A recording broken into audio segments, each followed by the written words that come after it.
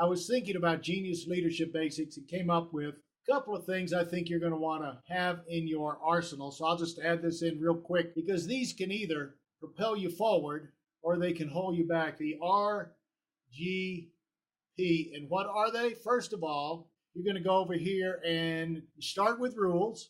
Then you move into guidelines. That's another thing that you're going to use from time to time in running your organization, maintaining order.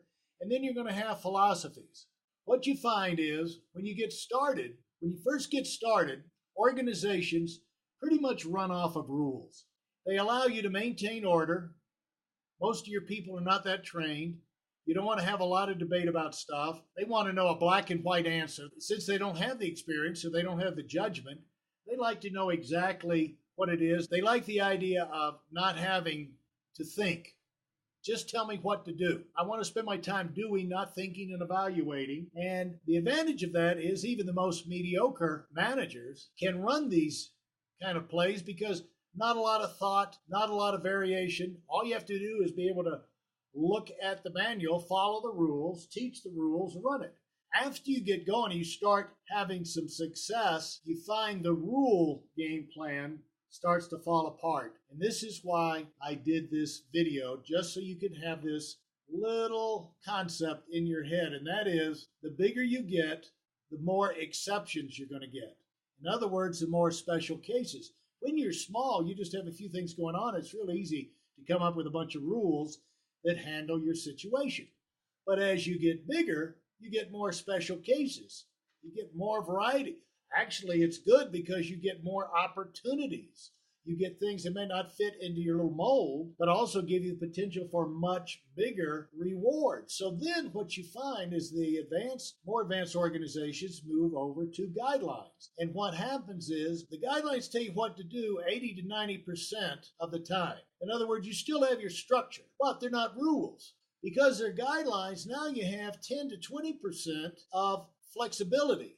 You're allowed to make some exceptions, some special calls for special cases without setting your organization into a big riot of rebellion of how dare you make an exception for Bobby Joe when I had to do this, that, and the other. It allows you to be a leader. It allows you to call a shot, to give somebody a break when they deserve a break, to try something new. If your rules are great, but they're rigid, and you might need that rigidity when you're getting started, but as you get more mature and more advanced, more things happening, and also the bigger you get, the faster things happen, you need some freedom. It's basically you're giving yourself some leadership freedom.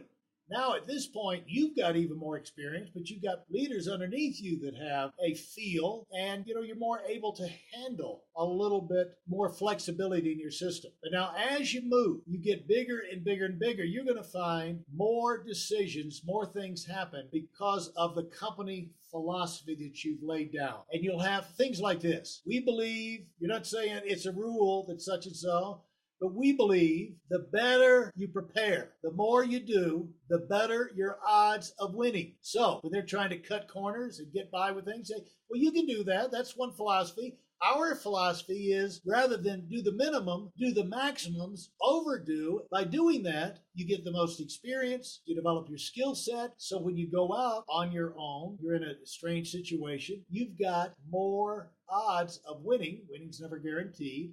And this maximizes your odds of winning. The other thing, we have a philosophy of training for the top. See, we believe you cannot, and again, back to philosophy, we believe you can't pick a winner. We believe there's no way of looking inside someone and seeing if they've got what it takes to go all the way to the top. And so our philosophy is we're going to train everybody, give everybody a chance to go for the top. And you do things like we have a philosophy. We give maximum freedom to our managers. We don't really check them that much because we operate off the honor system because we have a philosophy that there's no such thing as a secret.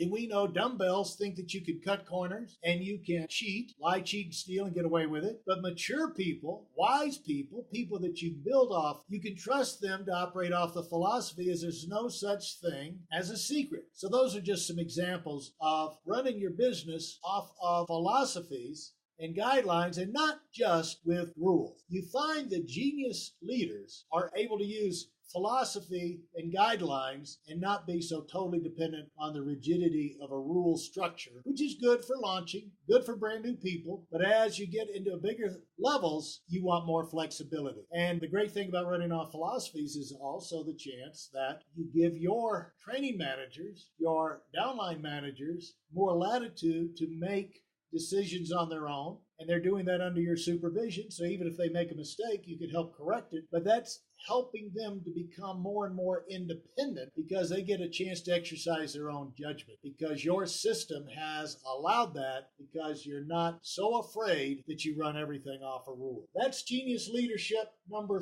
3. Rules, guidelines, philosophies. We'll be looking for your comments. Maybe you've had some experience in this arena. Also, you're welcome to subscribe, like so many are doing, to our channel, and we can learn together.